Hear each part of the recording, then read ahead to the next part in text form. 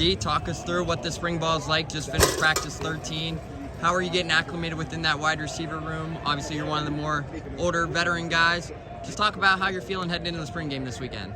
Man, I feel very confident, very ready to go. I got bumps and bruises, just came off an injury, but, adversity hits. You got to fight through adversity. When it comes, you got to know how to react to it. And these my brothers now, man. So, they brought me in as if I was one of their own, like I've been on the team for 4 years already. And me being a vet in the receiver room, man, I just got to make sure that everybody is on the same page and we ready to go.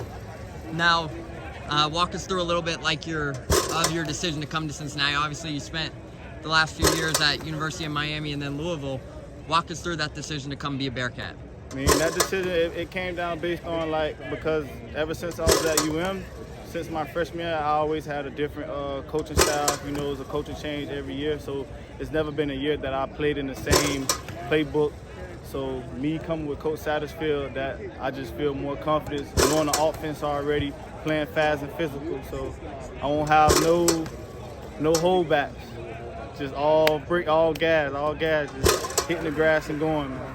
Awesome. So you mentioned Coach Satterfield. Just walk us through a little bit of what your relationship is with Coach Satterfield. Obviously, you spent time with him at Louisville. Just walk us through your guys' relationship a little bit. Coach Satterfield, man, he's a great head coach, man. He's a great person. He has a great personality. As long as you do what you have to do on the field and out the field, he will never have a problem with you. So he's a great person. Now, obviously, this is your first season under new wide receivers coach Brad Glenn. Walk us through what this first 2.5, 3 weeks have been like with Coach Glenn, and what's he like as a coach and as a person. Coach Glenn gonna make sure all the little details is showing on the field. Like ball to your tuck. He want us calling, like when we tuck it, whether you see laces or you see spaces, you gotta call it out. So he's very tough on us about the small details, the small things that'll make a big impact in the game. Yeah, so this is a wide receiver room that obviously lost a lot of guys heading into the season. Only one returner from a season ago, and that was Chris Scott. Walk us through this wide receiver room. Obviously, we see guys like yourself, Donovan, Leslie standing out. Just walk us through this wide receiver room a little bit. I mean, we got a quite a few young guys. I mean, we got guys that just learning the playbook. So it's gonna be bumps in the road. Like I say, we just gotta come together as a receiver group and just keep pushing forward, just keep working hard and keep going. As a newer veteran within this team, how are you guys able to really rely on each other within the wide receiver room? Is there any advice you guys have gone to maybe for a guy like Chris Scott, who was the only returner from a season ago? Have he been able to give you guys advice? Chris Scott just give us advice on everything, whatever little thing we doing on the field, like whatever we like the little details, like catch to your tuck, like Coach Glenn teaches us. Like if Chris Scott sees that, he'll let us know, like, hey bro, we gotta tuck that to get it to your tuck.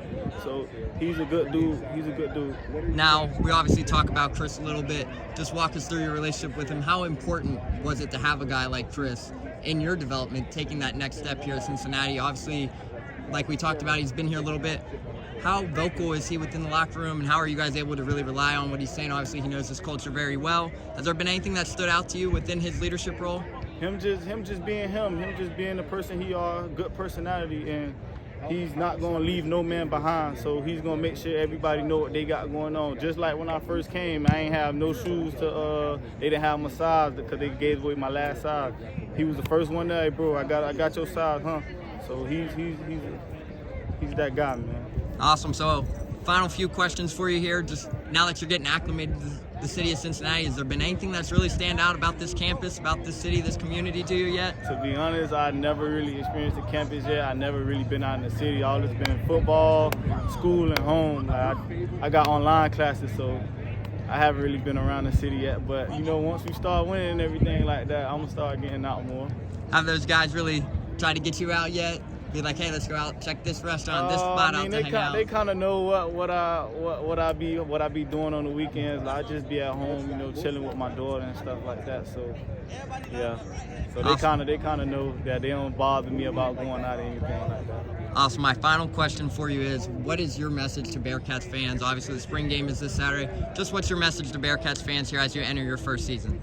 Just come watch us work. Just come watch us lay everything on the line on the field between the lines. Awesome. Thank you, Dee. All right, thank you.